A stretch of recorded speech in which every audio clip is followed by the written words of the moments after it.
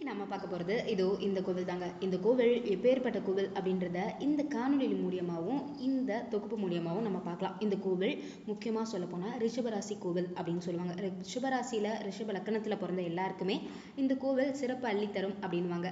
இதை விட முக்கியமான விஷயம் என்ன அப்படின்னா, சிவன் இங்கே யோகி நிலையில் இருக்கிறதுனால எல்லாருக்குமே நல்லது நடக்கும் அப்படின்னு சொல்லுவாங்க. இந்த கோவிலில் நவகிரக சன்னதி கிடையாது, அது தனி சிறப்பு. அதனால இதோட காலம் என்ன இருந்திருக்கலாம் அப்படின்றது 2000 வருஷத்துக்கும் மேல பழமையான கோவிலா இந்த கோவில் இருந்திருக்கும். ஏன்னா நவகிரகங்கள் சன்னதி கிடையாதுல. இதை விட முக்கியமான விஷயம் என்னன்னு சொல்றாங்கன்னா, இந்த கோவிலுக்கு ஈசனை வழிபடுறதுனால பெண் சாபம் போகும் அப்படின்றாங்க. தீராத பெண் சாபமும் போகும் அப்படின்றாங்க. அது தெரிஞ்சு பண்ண சாபமா இருக்கக்கூடாது, தெரியாம பெண்ணுக்கு பண்ண சாபமா இருந்திருக்கணும். தெரிஞ்சே பண்றதெல்லாம் யாராலையும் கரைக்க முடியாது. ஆனா தெரியாம ஒரு பாவம் பண்ணிட்டோம்னா அதை இங்க உள்ள ஈசன் கண்டிப்பா சரி செய்வார் அப்படின்றாங்க.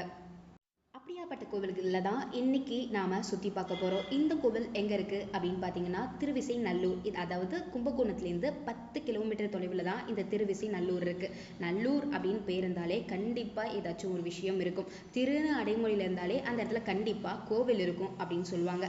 அந்த வரிசையில் பார்த்தா இந்த திருவிசை நல்லூரில் இந்த ஒரு கோவிலும் இதற்கு பக்கத்திலே இன்னொரு கோவிலும் இருக்குது. அது நாளைக்கு காணொலியில் நாம பார்க்கலாம். இந்த கோவில் ரிஷபராசி கோவில். திருவிசை நல்லூரில் இறங்கி நீங்கள் ஒரு 1/2 கிலோமீட்டர் தொலைவில் நடந்து போற மாதிரி இருக்கும். பைக் இருந்தா நீங்க 10 கிலோமீட்டர், அதாவது கும்பகோணத்திலேருந்து குத்தாலம் உள்ளார போற ரோடு சொல்லுவாங்க.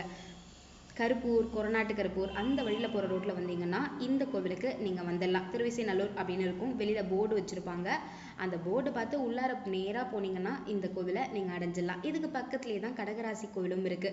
அது கற்கண்டேஸ்வரர் கோவில் அப்படின்வாங்க. அந்த கோவிலும் இங்கிருந்து ஒரு 1.5 கிலோமீட்டர் தொலைவில் தான். வாங்க வரிசையா இந்த கோவிலை பத்தி நிறைய விஷயங்களை பார்க்கலாம். இந்த கோவிலில் யம பயம் நீக்குவார் அப்படின்றாங்க. ஏன் அப்படின்னா, யமனை இங்கே விரட்டி அடித்து நந்தி இருக்காரா, அதனாலேயே இந்த கோவிலுக்கு வந்தால் யம பயமெல்லாம் போகும் அப்படின்றாங்க. தீராத நோய் எல்லாமும் தீரும் அப்படின்ற இன்னொரு அபிப்பிராயமும் இருக்குது. முக்கியமாக ரிஷபராசிக்காரங்களுக்கு இந்த கோவில் முக்கியமான கோவிலாக இருக்கும். ஏன் அப்படின்னா, ரிஷபராசியில் பிறந்து ரிஷப லக்கணத்தில் பிறந்திருந்தாலோ இந்த கோவிலில் வேண்டிக்கிறதுனால ரிஷப ராசிக்காரர்களுக்கோ ரிஷப லக்கணக்காரர்களுக்கோ நிறைய நல்லது நடக்கும் அப்படின்னும் இப்போ வரைக்குமே இந்த கோயிலுக்கு வரவங்கலாம் முக்கால்வாசி பேர் ரிஷப ராசிக்காரங்களாக தான் இருப்பாங்க. நீங்கள் போகும்போதே பார்க்கலாம், நிறைய அர்ச்சனையும் கொடுத்து விடுவாங்க. அப்படியாப்பட்ட கோவில் இந்த கோவில். முழுக்க முழுக்க கருங்கல்லால் கட்டப்பட்ட இந்த கோவிலில் நிறைய கல்வெட்டுகள் இருக்குது. அது அழியிற நிலைமையிலும் இருக்குன்னு சொன்னால் ஏற்றுக்கவே முடியாது. ஆனால் அதை ஏற்றுக்கிட்டு தான் ஆகணும். ஏன் அப்படின்னா, இங்கே உள்ள கல்வெட்டுக்கள்லாம் கொஞ்சம் சதஞ்சிருக்கு. உள்ளார இருக்கிறது முழுக்க இருக்குது. வெளி பிரகாரத்தில் இருக்கிறத சொல்கிறேன். அதாவது ஈசனுக்கு வெளியில் இருக்கிற சுவரில் உள்ள சிற்பங்களும் சரி கல்வெட்டுகளும் சரி நிறைய சிதைஞ்சிருக்கு. இந்த கல்வெட்டு பார்த்தீங்கன்னா ரொம்பவுமே அழகான கல்வெட்டு. ஒரு கை, அதாவது ஒரு விரல் சைஸில் தான் இந்த கல்வெட்டையே வடிவமைச்சிருப்பாங்க. இதில் யார் இருப்பா அப்படின்னா, இந்த பக்கம் ஆஞ்சநேயர், அந்த பக்கம் கருடர் எல்லாருமே இருப்பாங்க.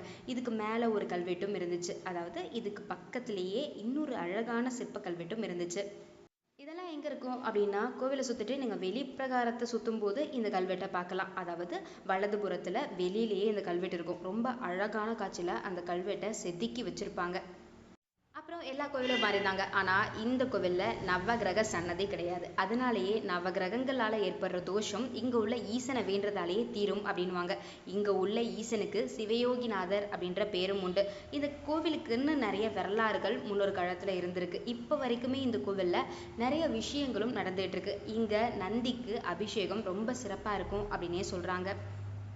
இவ்வளோ பெரிய கோவில் இந்த ஊரில், அதாவது இந்த ஊர் எப்படி இருக்கும் அப்படின்னா வயல்வெளியாக தான் இருக்கும். முழுக்க இப்போ தான் வீடுகள் சமீப காலத்தில் கட்டிகிட்டு இருக்காங்க. ஆனால் இதுக்கப்புறம் நம்ம போக போகிற அடுத்த கோவிலுக்கு வீடுகள் அதிகமாக இருக்காது, வெட்ட வெளியில் தான் போகிற மாதிரி இருக்கும். ஆனால் இந்த கோவிலில் இவ்வளோ விஷயம் இருக்குது அப்படின்றது ரொம்பவுமே வியப்பான விஷயம். அவ்வளோ விஷயம் இருக்கும் இந்த கோவிலில். அவ்வளோ அழகான சிற்பங்கள்லேருந்து எல்லாத்தையுமே இந்த கோவிலில் நீங்கள் பார்க்கலாம். எல்லா சிவன் கோவிலில் உள்ள மாதிரியும் தான் இந்த கோவிலும் அமைக்கப்பட்டிருக்கும். இந்த கோவிலுக்கு இன்னொரு விசேஷம் என்ன அப்படின்னு பார்த்தீங்கன்னா, இங்கே 4 பைரவர்கள் இருக்காங்க. இவங்க எல்லாருமே நமக்கு நல்லது பண்ணுவாங்க அப்படின்றாங்க. இதுக்கு விட இன்னொரு விஷயம் என்ன அப்படின்னு பார்த்தீங்கன்னா, ராஜராஜ சோழர் இருக்கார்ல, அவருக்கு இங்கே வேண்டிக்கிட்டு தான் குழந்தை வரம் கிடச்சிச்சு அப்படின்ற இன்னொரு சிறப்பையும் இந்த கோவிலுக்காக சொல்றாங்க. அந்த 4 பைரவர் இருக்காங்கல்ல, அவங்களுக்கு 4 விதமான விசேஷங்களும் இங்க நடக்குது. அதாவது பைரவருக்கு வழிபடுற எல்லா நாட்களும் இல்லாம அஷ்டமி, அதாவது தேய்பிறை அஷ்டமியில இந்த கோவில்ல சிறப்பா வழிபாடு நடக்கும் அப்படின்னு சொல்றாங்க. இங்க உள்ள அந்த 4 பைரவர் என்னென்ன பண்ணுவாரு அப்படின்றத பார்த்துடலாமா? முதல்ல ஞானகால பைரவர் அப்படின்னு சொல்றாங்க. இவர் வந்து தட்சிணாமூர்த்தியோட அம்சம் அப்படின்னு சொல்றாங்க. அதனால இவர் என்ன கொடுப்பாரு அப்படின்னா ஞானத்தையும் கல்வியையும் கொடுப்பாராம். ஞானம்னாலே கல்வி அப்படின்னு தான் சொல்லுவோம். அந்த அறிவை தரதுக்கு இந்த பைரவரை நம்ம வணங்கணுமா? அதுக்கப்புறம் ஸ்வர்ணகாஷ பைரவர் அப்படின்றாங்க. இவர் வந்து லட்சுமியோட அம்சம் அப்படின்றாங்க. லட்சுமினாலே நமக்கு 16 வகையான செல்வங்களையும் அவர் வாரி தருவாராம். அடுத்தது உன்மத்த பைரவர் அப்படின்றாங்க. இந்த பைரவர் பால சனியா, அதாவது சனி பகவான் இங்க பால ரூபத்துல இருக்காங்க. அதாவது குழந்தை சனி பகவானை இங்க நம்ம பார்க்கலாம் அப்படின்ற இன்னொரு விஷயமும் இருக்கு. அதனால கர்ம பலனை நீக்குவாராம். கர்ம பலன் இந்த இடத்துல தான் சொல்றாங்க. பெண் சாபத்தை போக்குறதுக்கு இந்த கோவில் சிறந்த கோவில் அப்படின்றாங்க. இன்னொரு விஷயம், யோக கால பைரவரும் இங்க இருக்காரு. இவர் வந்து என்ன பண்ணுவார்னா முக்தி மோட்சத்தை தருவாராம். மோட்சம் அதாவது இறப்ப ரொம்ப சிறப்பா தரத்துக்கு இந்த பைரவரை எல்லாரும் வேண்டிக்கிறாங்க. இப்படி 4 பைரவர்களை கொண்டு சிவனுக்கு சிவயோகிநாதர் அப்படின்ற சிறப்பு பேரோடையும் நந்தி பெருமான் அழகான ரூபத்திலையும் ரொம்பவுமே அழகான பழமையான இந்த கோவிலை கண்டிப்பா வாழ்க்கையில ஒரு தடவையாச்சும் பார்த்தே ஆகணுங்க. அப்படியாப்பட்ட கோவில் தான் இந்த கோவில். இந்த கோவிலுக்கு பக்கத்துலேயே இன்னொரு கோவில் இருக்கு. அதை அடுத்த காணொளியில பார்த்துடலாம். ஆனா இந்த கோவில் ரொம்பவுமே முக்கியமான கோவில். இது தேவார பதிகம் பெற்ற கோவில் அப்படின்னும் சொல்லலாம். பஸ் பேர்லாம் சொல்கிறேன், நோட் பண்ணிக்கோங்க. 2 2B 2AB அப்படின்னு சொல்லிட்டு 2 பஸ் நிற்கும். அது ரெண்டுமே குத்தாலம் வழின்னு போட்டிருக்கோம். அதாவது ஓல்டு பஸ் ஸ்டாண்ட் இல்லாமல் நியூ பஸ் ஸ்டாண்டுக்கு போயிடணும் நீங்கள் கும்பகோணத்தில். அங்கே தான் இதுக்கான பேருந்து ஏற முடியும். அதுக்கப்புறம் திருலோக்கி திருவிசைநல்லூர் அப்படின்ற பேருந்துகளில் ஏறினாலுமே திருவிசைநல்லூரில் இறக்கி விட்டுருவாங்க. நாம் இப்போ பார்க்க போகிறது நண்டு கோவில். ஆனால் இந்த கோவிலுக்கு நிறைய சிறப்பு இருக்குது, நிறைய பொறுப்பும் இருக்குது. என்ன அப்படின்னு பார்த்தீங்கன்னா, சிறப்பாக பார்க்க போனால் இந்த கோவிலை சுற்றி கட்டப்பட்ட எல்லா கல்லுமே கருங்கல்லுங்க. இந்த கோவிலோட கலசத்துலேருந்து எல்லாமே கருங்கல்லால் கட்டப்பட்டது. அது எவ்வளோ பெரிய விஷயம் தெரியுமா? அந்த காலத்தில் கருங்கல்லால் கட்டி வச்சுட்டு போயிருக்காங்கன்னா கண்டிப்பாக நம்ம ஊரில் இப்போ உள்ள நிறைய பேரோட தன்மைகளை அப்போவே கணிச்சிருப்பாங்க போல. ஏன் அப்படின்னா இவங்க எப்படியும் ஏமாத்திடுவாங்க, சுரண்டிடுவாங்க அப்படின்றதுனால கருங்கல்லாலே கட்டி வச்சு இப்போ வரைக்கும் இந்த கோவில் அவ்வளோ பிரம்மாண்டமாக இருக்குது. இப்போ நீங்கள் பார்க்குற இந்த கோவில் தான் நண்டு கோவில். இதுதான் கடகராசிக்காரர்களுக்கும் கடக லக்கணத்துக்குள்ள உரியவங்களுக்கும் சிறப்பான கோவில் அப்படின்னு இந்த சோழ தேசத்திலே சொல்லப்படுற மிக பிரம்மாண்டமான கோவில் அப்படின்னே சொல்லலாம். ஏன் இந்த கோவிலை நண்டு கோவில் அப்படின்றாங்கன்னா, நண்டு இங்கே வந்து ஈசனை பூஜை செஞ்சதுனால இந்த கோவிலுக்கு நண்டு கோவில்னு பேர். நண்டு மேலே ஏறி இருக்கும் போல, அதனால இந்த கோவிலுக்கு நண்டு கோவில் அப்படின்னு இன்னொரு பேரும் இருக்குது. ஆனால் உண்மையான விஷயம் என்னென்னா, நண்டு சிவபெருமானை வேண்டி மனசுருகி பூஜை செஞ்சதுனால இங்கே உள்ள ஈசன் அந்த நண்டுக்கு எல்லா பலனையும் கொடுத்ததாகவும் சொல்லப்படுது. அதனால இங்க உள்ள ஈசருக்கு கற்கண்டேஸ்வரர் அப்படின்ற இன்னொரு பேரும் உண்டு. இந்த கோவிலுக்கு கருங்கல் கோவில் அப்படின்ற பேரும் உண்டு. இந்த கோவிலுக்கு கடகராசி கோவில் அப்படின்ற இன்னொரு பேரும் உண்டு. நண்டு கோவில் அப்படின்னு சொன்னா இந்த ஊரை சுற்றி உள்ள எல்லாருக்குமே நல்லா தெரியும். இதுக்கு முன்னாடி தான் ரிஷபராசி கோவில் அப்படின்னு இன்னொரு கோவிலும் இருக்கும். இந்த 2 கோயிலுமே 1 கிலோமீட்டர் தொலைவில் தாங்க இருக்கும். ஒரே நேரத்தில் 2 கோயிலையுமே பார்த்துடலாம். இங்கே 1 மணி நேரம், அங்கே 1 மணி நேரம் போனீங்கன்னா கரெக்டாக 2 மணி நேரத்தில் ஒரே நேரமாக இந்த கோயில் 2த்தையுமே முடிச்சிடலாம். எவ்வளோ பிரம்மாண்டமாக இருக்குது பாருங்களேன். இந்த கோபுரத்துலேருந்து கலசத்துலேருந்து எல்லாமே கருங்கல்லால் கட்டப்பட்டது. ரொம்ப அழகான காட்சியில் இங்கே உள்ள முருகரையும் விநாயகரையும் நம்ம பார்க்கலாம். எல்லா சிவன் கோவில் மாதிரி தாங்க இந்த சிவன் கோவிலும். ஆனால் பிரம்மாண்டமான விஷயம் என்ன அப்படின்னு பார்த்தீங்கன்னா, கலசம் முதற்கொண்டு கருங்கல்ல இருக்கிறது இந்த கோவிலோட தனி சிறப்பு. நான் போனப்ப இங்கே வந்தவங்க எல்லாருமே கடகராசி கடகராசி அப்படின்னு தான் அர்ச்சனை பண்ணிட்டு இருந்தாங்க. அப்படின்னா கடகராசியில் உள்ள எல்லாரையுமே இந்த கோவிலில் உள்ள ஈசன் கொஞ்சம் முன்னேற்றுவார், வாழ வைப்பார் அப்படின்றது இங்கே உள்ளவங்களோட நம்பிக்கையாம். இது ரொம்பவுமே சிறப்பான கோவில் கடகராசிக்காரர்களுக்கு அப்படின்னும் இப்போ வரைக்கும் சொல்லப்படுறாங்க.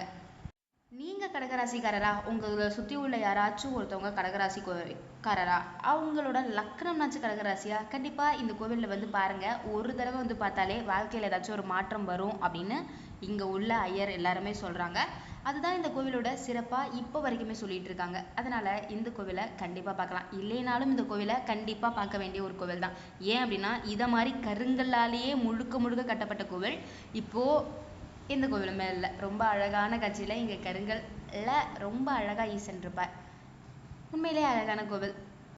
இந்த கோவிலுக்கு நீங்கள் வரணும்னா 2 வழியில் வரலாம். என்ன வழி அப்படின்னு பார்த்தீங்கன்னா, முதல்ல திருவிசைநல்லூர் வழி சொல்கிறேன். இந்த திருவிசைநல்லூர்லேருந்து நீங்கள் ரிஷபராசி கோவில் அடைஞ்சிட்டு அங்கேருந்து 1 கிலோமீட்டரில் இந்த கோவில் வரலாம். இந்த வழியில் தான் நான் வந்தேன்.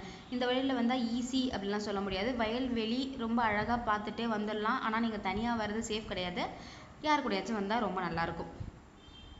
நான் தனியாக வந்தப்போ எனக்கு போர் அடிச்சிச்சு, அதனாலே கூட தனியாக வர வேணாம், தனியாக பேசிட்டு வர மாதிரி இருக்கும். அதனால் யார் கூடயாச்சும் சேர்ந்து வந்தீங்கன்னா கண்டிப்பாக இந்த 2 கோவிலையுமே நீங்கள் நடந்து போகிற தூரத்தில் போய் பார்த்தீங்கன்னா கொஞ்சம் கால் வலிக்காமவாச்சும் இருக்கும். அப்படி போய் பார்க்கலாம். இன்னொரு வழி என்ன அப்படின்னு கேட்டிங்கன்னா, இந்த மாஸ் காலேஜ் இருக்குல்ல, அதுக்கும் அரசு காலேஜுக்கும் நடுவில் ஒரு சந்து இருக்கும். அந்த வழியாக வந்தீங்கன்னா 1 கிலோமீட்டரில் இந்த கோவிலுக்கு நீங்கள் வந்துடலாம். இது ஷார்ட்கட் அப்படின்னும் சொல்லலாம். வண்டி உங்கள்கிட்ட இருந்துச்சுன்னா இந்த கோவிலுக்கு வண்டியில் வர்றது ரொம்பவுமே பெஸ்ட் அப்படின்னே சொல்லலாம். வயசானவங்கலாம் கண்டிப்பாக நடக்க முடியாது. இந்த கோவிலுக்கு வர வழியில் நீங்கள் திருவிசைநல்லூர்லேருந்து வந்தீங்கன்னா மொத்தம் 4 கோவிலை பார்க்கலாம்.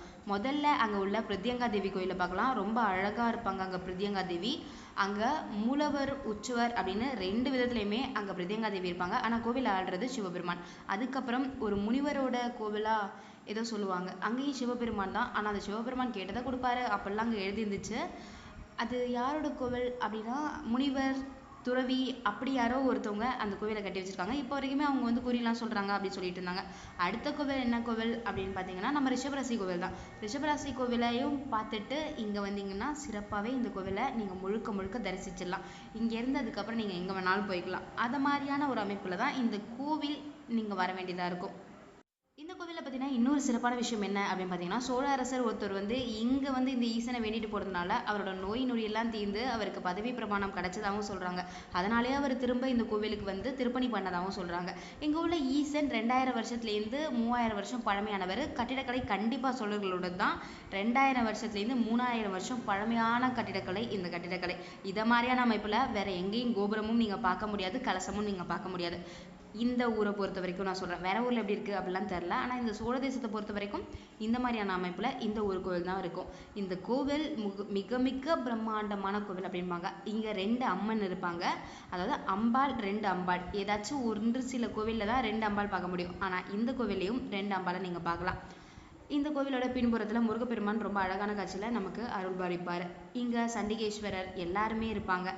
நவகிரகங்கள் கிடையாது. அதனால நவகிரகங்களோட தோஷம் வந்துச்சுன்னா இந்த கோவிலுக்கு வந்தீங்கன்னா சரியா போயிடும். நவகிரகங்கள் இல்லாத கோவில் எல்லாமே பழங்காலத்திலே பழங்கால கோவில் அப்படின்னு சொல்லுவாங்க.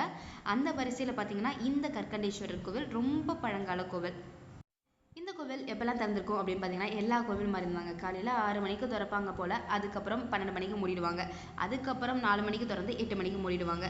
விசேஷ நாட்களில் இந்த கோவில் கொஞ்சம் தாமதமாகவும் மூடப்படலாம். இந்த கோவிலோட வரலாறு இங்கே எழுதியிருக்குல்ல, இதுதான் இந்த கோவிலோட வரலாறு. இந்த கோவிலில் நிறைய கல்வெட்டுகளையும் பார்க்கலாம், ரொம்ப அழகான சிற்பங்களையும் பார்க்கலாம். சிற்பங்கள் அப்படின்னா இந்த கோவிலோட வெளிப்புறத்தை நீங்கள் சுற்றி வரும்போது கோபுரத்துக்கு கீழே பார்த்தீங்கன்னா அழகான சிற்பத்தை பார்க்கலாம். அதிலே கோவிலோட வரலாறு தெரிஞ்சிடும். சோழ அரசன்லேருந்து எல்லா சிற்பமுமே அந்த ஒரு சிற்பத்தில் இருக்கும். அந்த ஒரு சிற்பத்தோட அளவு என்ன தெரியுமா? அந்த சிற்பத்தில் உள்ள மனுஷங்களோட அளவு என்னன்னா சுண்டு விரல் அளவு தாங்க. ரொம்ப அழகான அமைப்புல இந்த கோவிலோட சிற்பக்கலையில அந்த சிற்பக்கலையை நான் பெஸ்ட்டுன்னே சொல்லுவேன். கண்டிப்பா மறக்காம பார்த்துட்டு வாங்க. இதை மாதிரியான இன்னொரு பழமையான கோவில்ல நான் உங்களை சந்திக்கிறேன். நன்றி, வணக்கம்.